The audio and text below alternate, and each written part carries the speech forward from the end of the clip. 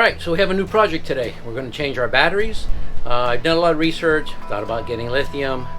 Too pricey. I can almost buy a small car for the amount of lithium. Thought about AGMs.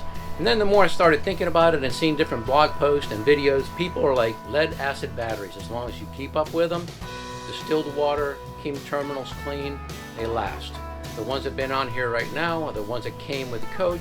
They've been here 6 years. I've heard people having theirs for 5, 6, 7, 8 years.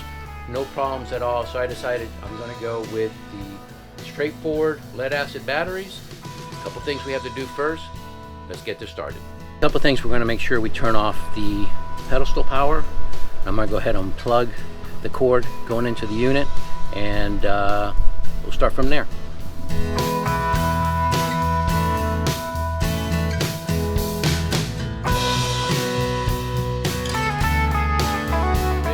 We're going to turn off the chassis batteries. We're going to turn off the house batteries, and I'm also going to go ahead and turn off the inverter. Also going to go ahead and kill the battery switches.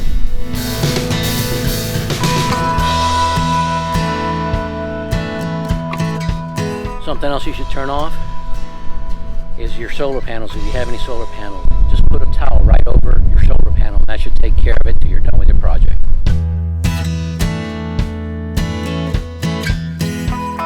First thing I want to do is I'm going to take a picture of the wiring system, just so I have something to refer back to, just in case I have any problems when I start rewiring it.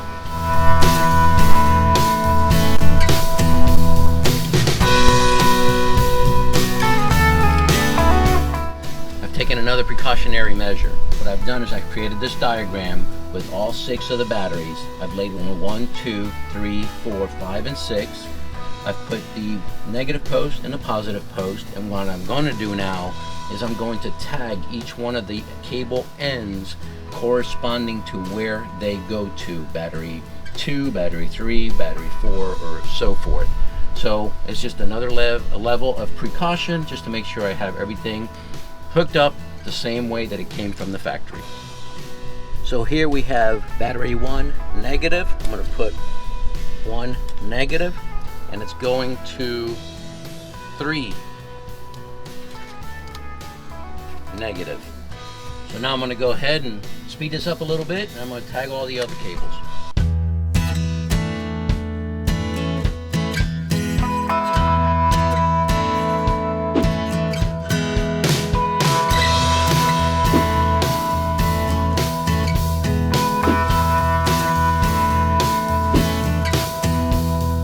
The first cable you always want to take off is your negative cable, the main negative cable that's going to the RV. Something else to remember, when you're taking these off, make sure you don't hit that positive and that negative together. So this socket's too small to go in here, and there's a possibility I'm going to hit this handle on the negative and might cause a big spark. I'm going to go ahead and put an extension on it. As they say, safety first.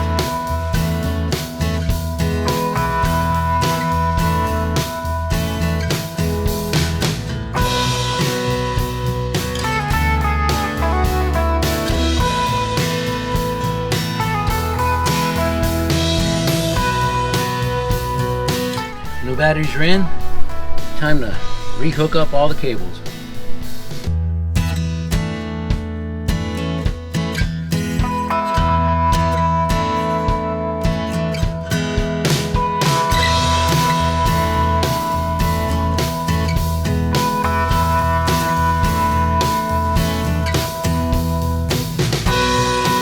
Final twist ties.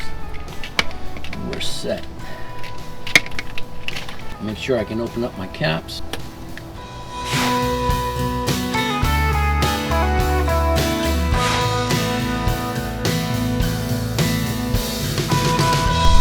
So we're going to do the exact same thing with the chassis batteries. I'm just going to remove some of the plastic ties. Give myself a little room. Now this is going to be a lot easier. There's only 2 batteries, and that should not be a problem. But I'm going to go ahead and create a diagram, take a photo of how this is, and then I'm going to pull each one of the ends like I did with the house batteries.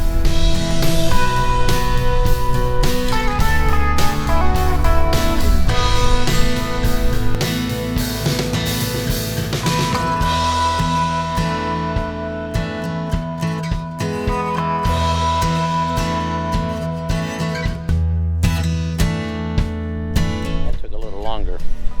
Even though there's only 2 batteries, it's a little tight here. Opposed to the other side, it has a tray that I can pull out.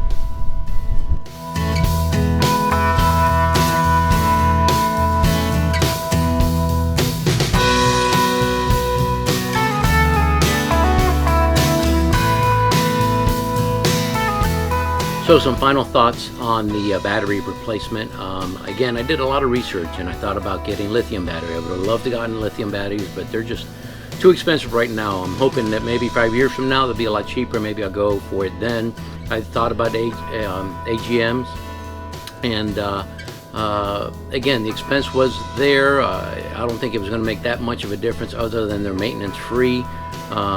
But I decided to go with regular old lead acid batteries, the same ones that came with the coach. I had to replace 6 of them for my house batteries, and went with the basic lead acid batteries, and it was a bit of a job. More than anything, just the weight of the batteries. Obviously the lead acid batteries are heavy, but I just took pictures and I labeled everything, and I was able to follow right along with that and put the batteries back where they belong. And I'm grateful we did it while we're here in Florida before we head up north for the summer. AGMs would have been great, lithium would have been even better, but I decided to go with lead acid and hopefully get 5 or 6 years out of that. It wasn't as hard as I thought it was going to be, and yeah, so that's it. I hope you enjoy this video. If you like these kind of videos about RVing life, cooking, go ahead and subscribe to my channel and hit that bell so you get notified when we put a new video up, and I look forward to seeing you on the next one. Have a great day. Bye.